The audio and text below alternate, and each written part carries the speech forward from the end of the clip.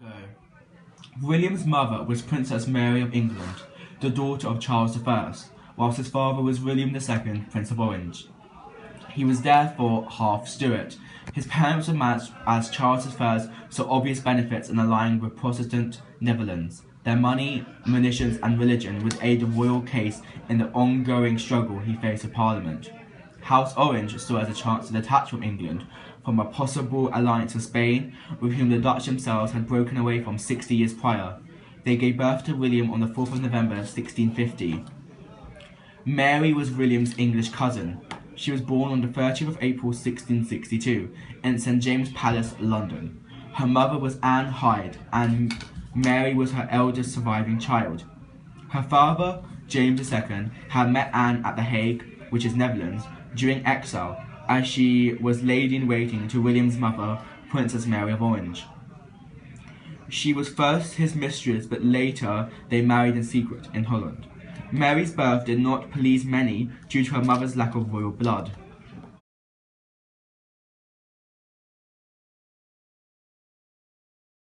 Their childhoods.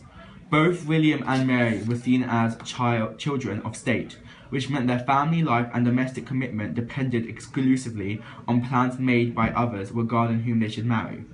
They were almost victims of their own birth, with dynastic calculations and decisions about their life depending on the national advantage it would present and opposed to their own happiness. William was often viewed as not really having a childhood. His father had died weeks before he was born with smallpox, aged only 24 years old. As an only child and without a father, William spent most of his childhood quite lonely and was brought up in an atmosphere of family discord. He also suffered from stunted growth due to his spinal deformity and also suffered from severe asthma attacks. He was not as popular in the Netherlands as he could have been, as he only showed his charming side to his family and friends. He grew up as a Calvinist, where a major feature of Calvin's Netherlands was a significant degree of tolerance towards other faiths, which could explain some of his decisions as king in England. The lynching of Holland's chief minister meant William was presented with the role. Although he was inexperienced, he had great political guile, which brought him the loyalty of many. His main fear was that the United Provinces, who had only recently been freed from Spanish dominance, would fall to an ever stronger Catholic growing power force in France. The fear drove many of the decisions he made, including his match with Mary. As a child, Mary was wise beyond her years. She had a younger sister called Anne. They were both sent to live at Tudor Palace in Richmond after their mother's untimely death.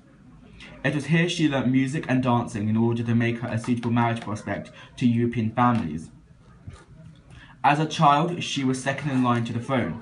Although her father converted to a Roman Catholic, Mary and Anne were brought up as Catholics due to their command of their uncle, King Charles II. The match. Initially, Charles II wanted many to marry Mary, the heir to the French throne, in order to keep France as an ally and the possibility of a French heir to the English throne. However, due to the presence from Parliament and a French coalition no longer favourable, he negotiated with the Dutch and tried to advance Dutch interests against France. With this came Mary's match to William. It was James II who opposed this, as he wanted both his daughters to have Catholic husbands. However, he later agreed as he thought it would make him more popular among Protestants. Therefore, William came to England in October of 1677. When Mary was told she was to marry her cousin, she wept all day and night. There was national rejoice of their marriage, as William was a Protestant and people celebrated with their lives of happiness and bonfires. Many were still less enthusiastic, and the couple spent 10 days apart after marriage. William felt satisfied in achieving his object once he left England. He had spied out the land, identifying potential supporters, but understood that their loyalties could shift. Go. William felt satisfied in achieving his object once he left England. He had spied out the land, identifying potential supporters, but understood that their loyalties could shift.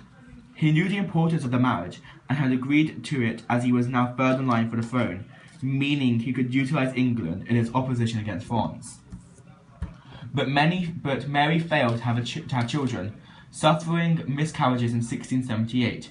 This angered William and he was fed up, and instead he took off to English ladies-in-waiting Elizabeth Villiers for a mistress. This saddened Mary, who had grown to love and was concerned for the moral condition of his soul. This carried on until Mary died, and William, feeling remorse, dismissed Villiers. In 1678, the United Provinces finally signed a peace treaty with France at Nijmegen. King Louis XIV was reckoned to have emerged as victor. However, William, as Captain General of the Netherlands, was still regarded as a risk-taking military champion and unfailingly courageous. William would not abandon his mission simply because the war was over, and saw being King of England as the next tool to defeat France. This revolution was a result of growing discontent amongst the political nation. The frustration was not just restricted to Whigs but Tories, who also vented out their anger against James, exceeding his legal powers and attempting to entrust Catholics with greater powers. This was evident through the Declaration of Indulgence, which attempted to establish freedom of religion to be passed in November of 1688 by the next Parliament. This not only attempted to establish freedom of religion within England, but also allowed the censors to lead the Church of England, and actually ended up alienating several bishops, leading to a direct petition against the king. After James' insistence of keeping the declaration, Archbishop Sancroft and 6 other bishops announced the move as illegal, a power that should only be accessible to Parliament. James ordered the moderate bishops to the Tower and made them martyrs by putting them into the Tower. The jury ruled that they were not guilty, limiting James's power by stating that only Parliament could repeal statutes. However, the most important event in making the Catholics' king downfall was the birth of his son to Mary of Modena. This meant that the line of succession was almost definitely going to be Catholic, rather than through his Protestant daughter Mary. This led to a chain of events, the most important being the letter by the Immortal Seven, allowing William and Mary to invade, and James throwing away the Great Seal of England into the Thames, relinquishing his kingship. The significance of the Glorious Revolution was that the Protestant line of succession would still continue. Furthermore, William made pacts which limited the monarch's power, whilst also being revenues of 1.2 million per annum. Although many Tories considered William a de facto ruler, ruling only temporarily, it was evident that he was going to stay. The Glorious Revolution marked the start of events which would lead England to become a constitutional monarchy, and the divide in the political nation reduced the effectiveness of the party system. The Glorious Revolution also caused religious changes within England. One reason for this change was due to William's own religious beliefs. Compared to previous monarchs, William was a believer of latitudinarianism. This belief centered itself on the rejection of church doctrine and focused on the individual and their own beliefs. As a result of such a belief, it helped to soften the Church of England as it became more moderate. The main change was due to the position of dissenters within society. It was partly due to the Catholic threat of James II, which caused Anglicans and moderate dissenters closer. Through this, penal laws were removed from dissenters on the following grounds. Number 1, they would take an oath of allegiance to the Anglican Church, and number 2, they would openly declare against transubstantiation, which in effect isolated Catholics. Though the most significant effect of William's and Mary's revolution is the structure of government. This can be seen as Parliament created a cabinet government. This consisted of a small group of advisors which would effectively control the war effort. This in effect saw the decline of the court and political forums. The other major change was the creation of appropriation. This meant that with every single grant that Parliament gave, they gave a specific purpose for which the money could only be used for. The Glorious Revolution had occurred. The Parliament aimed to reduce the power of the monarch. This was done through alterations made to the coronation oath. Parliament changed the oath by placing the monarchs below the law, reducing any chances of an absolutist regime to occur.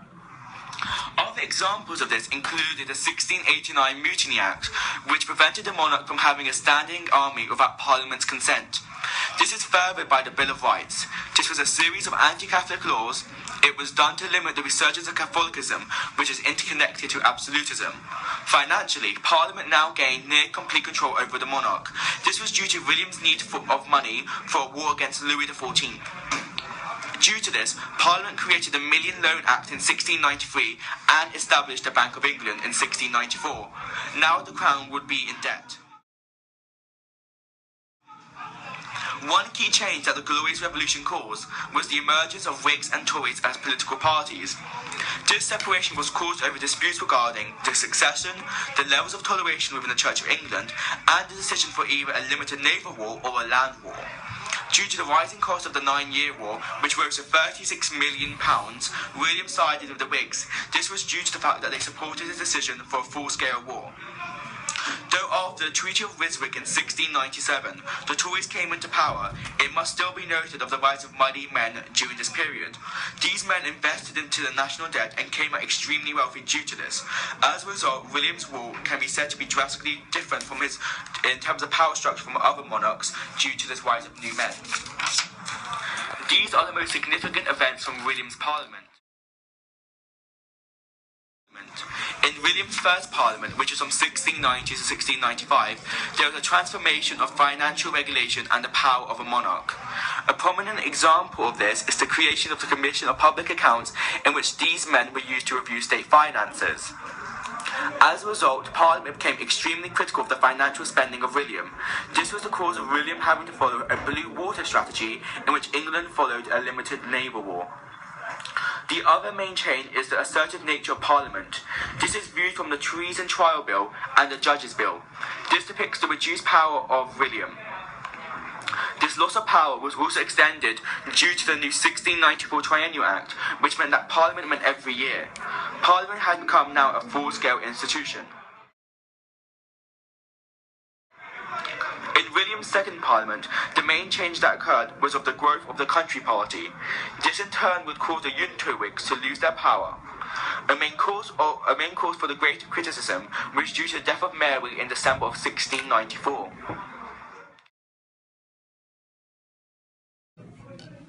The main cause for the great criticism was due to the death of Mary in December of 1694. In the third Parliament, which ran from 1698 to 1700, the main change was in finance and military. This can be understood with the disbanding Bill of 1699, reducing the army to 7,000 men. The establishment of the civil list, which essentially started the funding of the monarchy by the taxpayer. In William's fourth Parliament, which was in 1701, the main element was the Act of Settlement. This act excluded 57 Catholic heirs to the throne in favour of Protestant descendants.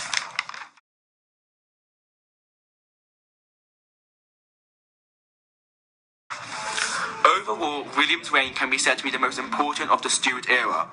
As a whole, these 14 years saw British society change from the control of autocratic leaders who relied on feudal measures for control to society which saw the beginnings of a constitutional monarchy. Religiously, Britain had become far more tolerant, and the issue of religion no longer played an intrinsic part of government rule. Financially, William no longer relied on using feudal tenures for his policies.